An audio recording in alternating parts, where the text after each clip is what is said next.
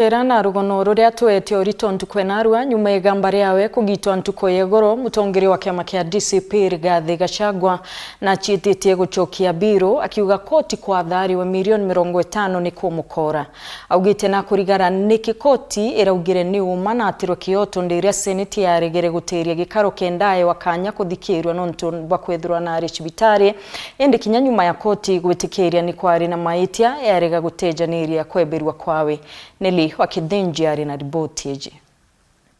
Just like the millions of you, I'm shocked by the 350-page decision of the three-judge bench of the High Court of Kenya, pronouncing itself and holding that my right to fair hearing under Article 50 of the Constitution was violated, and then ironically purporting to uphold the impeachment. Ni mutongeria wa kiama kia DCP Rigathi Gachagua agishumiria na kuonania kurega kunganirwo kwawe ni uria gamba riawe riragitiro ntuko ya igoro. Those contradictions are an abuse to the intelligence of the people of Kenya who are following the process and the judgment many hours on. Akiuga rugendo ruru rutathire raja na begeta na mbere monka kiri koti ya gucokia magamba riko jayo Court of Appeal. We shall proceed to file an appeal at the Court of Appeal on the decision and hope that justice shall prevail. The framers of the Constitution provided for an appellate and Supreme Court. We believe we shall fight to get justice one day.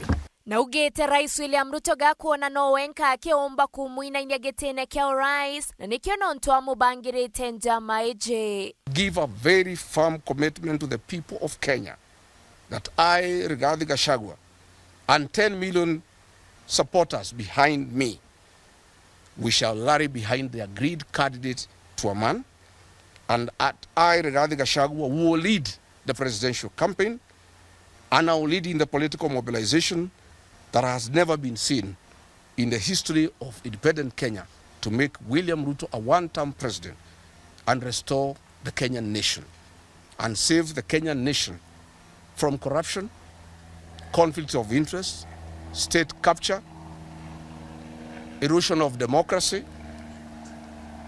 extrajudicial killings, wanton sale of public assets, and the embarrassment that our country has faced for meddling in our foreign policy. I want to say we must get back our nation. I want to say that Kenyans have lost far too much. Nariritie mbesha baribari milioni 50 iria araereane nkero jamarei na kuga ati ajewete mbesha indi nikioto akwenda. Constitutional violations. The 50 million Kenya shillings awarded to me is an insult to my fundamental rights and freedoms and a mockery of the Constitution. We are not interested. Money was never the issue here.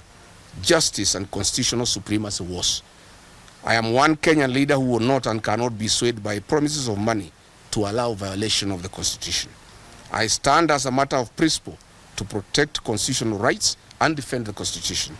This is an oath that I swore, and Kenyans know me for that. If I was interested in money, Mr. William Ruto had offered me 2 billion Kenyan shillings in an effort to entice me avoid impeachment and choose resignation. But I stood for my rights and that of over 7 million Kenyans who voted for me. I rejected this offer and faced the National Assembly. This is in public domain.